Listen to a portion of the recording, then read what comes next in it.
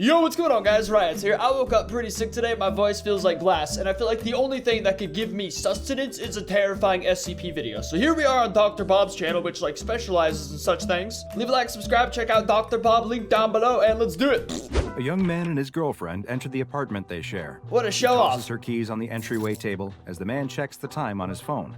He reminds the young woman that they will need to leave soon if they don't want to miss the movie they have purchased tickets for. Oh god. The woman agrees, but she wants to take a quick shower before they leave. As she goes to freshen up, the man sits down at his computer to get in a quick round or two of his favorite online squad-based first-person shooter. What a legend. He puts on his headset and jumps into a game. Before he knows it, he's just finished his third round. He checks the time on his phone again and realizes that they were running late. He takes off his headphones and is confused when he hears what sounds like the shower still running. I guess I should have specified what I clicked on. I'm a freaking zombie right now from cough medicine, so I don't know. I should have. This is essentially an SCP based around the drain, I'm pretty sure. I didn't want to know more details going into it, because I wanted to be surprised. I'm a pretty SCP noob when it comes down to it. It's SCP-153 drain worms, though. I should have said that going into this. That's on me. I'm a dumbass. He gets up and goes to the bathroom door and listens. The shower is definitely still on. The man knocks on the door and asks if everything is all right. He waits a moment, but there's no response. I would assume if my girlfriend was in there with the shower on for a long time that she was just taking a giant dump, but I don't know. That's just me. He knocks again, and still, nothing. She doesn't usually take showers this long, and he immediately worries that she might have passed out or, well, he doesn't even want to think about it. Oh, God. I'm coming in, okay? He announces as he opens the door to check on her. The door was open? The man immediately notices how steamy the room is. The hot water must have been running for a while, and he's worried she really did pass out from the heat. What's going on? Are you okay? He asks, and when there's no response again, he pulls open the shower curtain to find... Oh, God. Nothing. Oh, okay. Just an empty tub. There's no sign of his girlfriend anywhere. But bitch, we're in a drought. Beyond confused. He turns off the water and goes to the bedroom, but she isn't in there either. He runs to the front door, but it's still locked, and her keys are sitting on the table. He unlocks the door and sticks his head out into the hallway anyway, but nothing is out there. What is going on? He checks the bedroom again, then the bathroom, but she hasn't suddenly reappeared in either. He's in complete shock, unsure of what could be happening. This would be super he sits weird. down on the toilet and puts his head in his hands. His head is spinning as it feels like the world is suddenly falling down all around him. The police are I feel like I would 100% assume I'm a schizo, right? Like if your girlfriend or whatever suddenly doesn't exist, so there's no evidence. I don't know, but her keys are there, so she has to exist. immediately suspicious of the man's story. Oh, absolutely. His girlfriend simply vanished while taking a shower?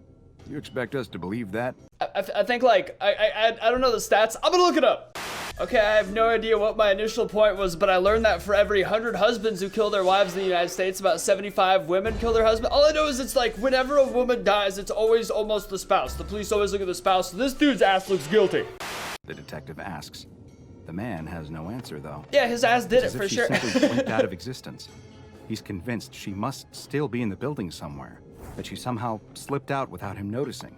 But none of the security footage from inside the building shows anything abnormal. There's footage from the cameras in the lobby of them entering the building, but nothing after that of her leaving. Just as in every missing person case like this, the boyfriend is the #1 suspect. Yup. But without any evidence, they can't hold him any longer. After many long hours of interviews, they finally allow him to leave, but not back to the apartment, since it's an active crime scene. Oh shit. The man has no family to speak of. I think someone must be missing. I'm not gonna poke holes in this, but it would be a terrifying situation like that. Oh my god. I just watched a movie like this where a guy got framed for it because they always believe it's the boyfriend or the husband. His few friends seem to have the same suspicions as the police. Yeah, and want dude. nothing to do with him. Sketchy ass. His girlfriend was the only person he truly had in the world, and now she's gone. He's put up in a shabby motel, and days pass, then weeks, then months. Oh yeah, now it's There's sketchy. no evidence of the missing woman. He's ever going to turns up. jail. The man replays the memory of that day over and over in his head, searching for some kind of answer. But try as he might, he can't remember anything helpful. No clue as to what could have happened. The case is completely cold, and has been from the very start. The police eventually have to move on to newer, more solvable cases, and they finally allow the man to return home.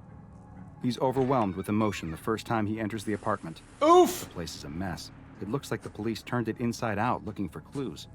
Not knowing what else to do, he starts the long process of cleaning up the apartment. After hours of putting things away, he eventually gathers the strength to go to the one room he's been avoiding. The bathroom. I knew it. He opens the door to the last place he's certain his girlfriend was. He enters to find that it looks like the rest of the apartment, as if someone has looked at every single object. But just like him, the police never found any trace of where she went. Oh, After shit. straightening up this last room, he decides that he should take a shower and go to bed. It fills him with dread to think about standing in the last place he knows where she was. But he's had months to grieve the loss of his girlfriend, and he's decided that he needs to move on, whatever that means when someone goes missing without a trace. He I turns feel like on the at this shower- point, if I was the guy, I would just 100% assume but she left her keys and everything. I was gonna say, because like maybe she didn't like him and she just wanted to like sneak out of his life and just poof or something. Like if people just randomly disappear, that's what it's gotta be. But yeah, she left her keys, and unless she's just a genius at it, she maybe just didn't want an awkward breakup. That's what I would assume. I would assume she just snuck out of my life completely like a wizard. and lets the water heat up before stepping in. Once he's in, every thought he has is about her. Yeesh. He wonders if she ever actually got in the shower at all, or somehow used it as a diversion to slip out unseen. Exactly. He just can't figure out how. The day's events race through his mind, just as they have 1,000 times before. But his thoughts are interrupted when he notices that the water has started to pool around his feet. He looks down and sees that the drain cover looks normal. Maybe there's a clog, though. Do showers clog when they're not used? He has no idea. He bends down Right? to get a Like closer what? look. The long black creature Oh, emerges from the Jesus! drain in the blink of an eye and latches onto his mouth, Jesus muffling fuck! him before he even has a chance to scream. Oh my He struggles God! and pulls down the curtain on top of him as he falls back onto the shower floor. But it's already too late. Where did it just In a matter go? of minutes, he too will be gone without a trace. No Is there goddamn anything way. more comforting after a hard day than a nice, long, hot shower? The answer to that is no. What We're in is the going corner, on you know, around here, because they're dude? That was the small most business horrifying owners, too. plot twist of the century right there. Thanks, State Farm. There is nothing better. But that relaxing shower might just be the last you ever take. Dude, when leading- unbeknownst to Oh you, my your God. pipes are home to an instance of SCP-153, also known as drain worms. That's gotta be the most horrifying shit refers I've ever to a seen. species that resembles the common nematode, or roundworm, consisting of a long, thin body with a large mouth on one end. While some roundworms can grow to as large as a meter long, which is in itself a disturbing thought, SCP-153 instances Oh my can God. be much, much larger. And it is estimated that they can reach up to nearly 10 meters in length, though it is hypothesized that some instances in the wild may grow even longer. That's just These serpent at worm-like that point. creatures will feed off of any available organic material. What? However, their favorite form of sustenance is fresh animal tissue. And they Yeesh. appear to have an especially strong predilection towards human flesh. I'm so happy it didn't go in In her order to butt. satiate their desire to feed on their preferred prey, SCP-153 has developed a rather unique predatory style that perfectly suits its elongated body structure. While it is unknown just where they originate, they are most often found in the pipes of sewer and drainage systems. I gotta be honest, out of all the SCPs I've ever heard of, a giant serpent that crawls out of your shower pipes and attacks you when you're butt naked has gotta be, like, from what I can understand, the scariest one by far. 153 instances will swim up those pipes, seeking out ones that lead to people's homes, and especially those that connect to showers and bathtubs. Thank God not Once toilets. they reach the end of the pipe, Couldn't handle that. SCP-153 will latch onto the drain cover and begin secreting an acidic substance. The acid quickly dissolves the drain cover, and SCP-153 will position its own mouth in its place, which Jesus. it then is able to camouflage as the missing drain cover almost perfectly. Once SCP-153 Sneaky has bitch. taken this position, it is virtually impossible to distinguish it from the original or discern that anything has changed. SCP-153 Ugh. will then lie in wait until it detects that someone has entered the shower or bathtub. Once the unsuspecting person has begun to bathe, it will very quickly emerge from the drain, latching onto the victim's face, God most likely in order damn. to prevent them from calling for help. It then begins to rapidly secrete more of the same acid that it used to dissolve the drain cover. With how effectively it was able to dissolve metal, it's no surprise that SCP-153 is able to quickly produce the same effect on its victim.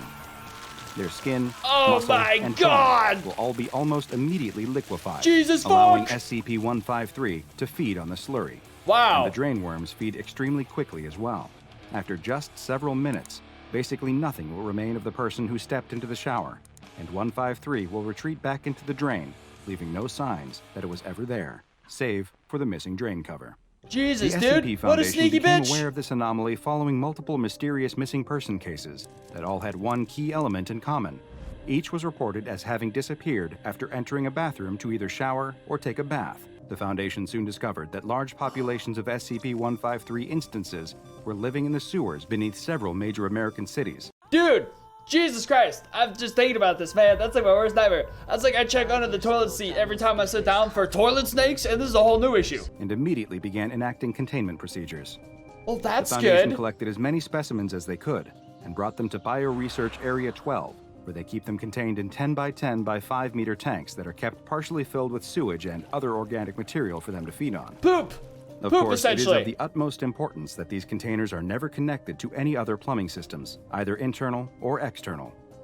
With several specimens contained, the Foundation began researching the creatures in order to hopefully better understand them and how they were able to develop such complex hunting techniques. Oh, I was gonna say, better get your Research face was away from also that. I knew it. approved to God find damn it, out I knew whether it. They could be used as a sort of waste disposal system in certain extreme circumstances, such as with SCP-2717, a mass of living animal tissue that has grown to line nearly 4 kilometers of sewer pipes beneath Amsterdam. Jesus! A small number of SCP-153 instances were approved for release into the wild in order to test whether they could stall the spread of 2717. But that went horribly. However, this experiment was halted following some disturbing new reports. More missing person reports came to the Foundation's attention that bore the hallmarks of an SCP-153 attack. But these new reports were not limited to people who vanished after bathing. It now appears that SCP-153 has further adapted and has begun to emerge not just from showers and bathtub Don't say drains, toilets. but now also from sinks and, No! yes, even toilets. No! The Foundation is unaware of just how many instances of SCP-153 continue to exist in the wild, but there's no doubt that many continue to live and hunt undetected in sewers around the world. This anomaly, which has been classified as Euclid, is taken very seriously by the Foundation, and any reports of people who go missing from bathrooms are immediately investigated for signs of SCP-153. God Field damn! agents are to be equipped with infrared and ultraviolet sensors, which can bypass SCP-153's camouflage. And if specimens are able to be captured alive, then they are to be brought to Area 12 for further research. Being an SCP employee would be Don't so bother freaking worrying cool. too much the next time you step into the tub. If you've been targeted by SCP-153, there's not much you'll be able to do anyway, and your worries will soon be going down the drain, along with whatever remains of you. Shit, man! Now go and watch another That entry is from gnarly. the files of Dr. Bob, and make sure you subscribe and turn on notifications so you Goddamn! don't miss a single anomaly, and further into the SCP Foundation's It got classified a ducky. archive.